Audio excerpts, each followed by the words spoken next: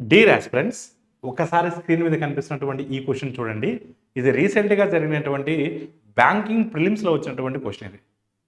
A train is running at speed of 72 km/h and crosses a platform in 20 seconds, crosses a pole in 14 seconds.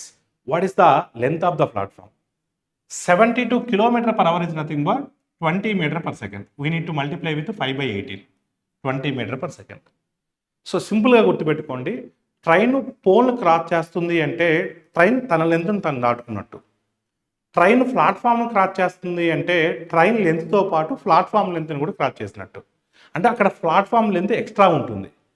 అందుకని మీరు గమనిస్తే పోల్ను cross చేసేటప్పుడు only 14 seconds time పట్టింది, కానీ ప్లాట్ఫామ్ను cross చేసేటప్పుడు 20 seconds పట్టింది. ఎందుకు 6 seconds ఎక్స్ట్రా పట్టింది చెప్పండి? ఎందుకు 6 seconds ఎక్స్ట్రా పట్టింది? ప్లాట్ఫామ్ను క్రాస్ చేసేటప్పుడు ట్రైన్ లెంత్తో పాటు ప్లాట్ఫామ్ లెంత్ని కూడా క్రాస్ చేయాలి. ఆ ప్లాట్ఫామ్ లెంత్ ఎక్స్ట్రా ఉంటుంది కాబట్టే మీకు 6 seconds ఎక్స్ట్రా పట్టింది.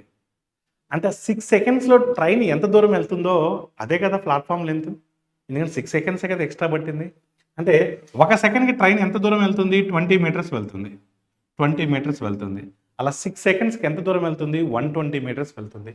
అంటే ఆ 120 metersే మనకు ప్లాట్ఫామ్ లెంత్ అవుతుంది. ఒకవేళ ట్రైన్ లెంత్ అడిగి ఉంటే మనకు 14 seconds పడుతుంది కాబట్టి 14 × 20 280 అనేది ట్రైన్ లెంత్ అవుతుంది. కానీ ఇక్కడ ప్లాట్ఫామ్ లెంత్ అడిగారు కాబట్టి our answer is what 120. Thank you all of you.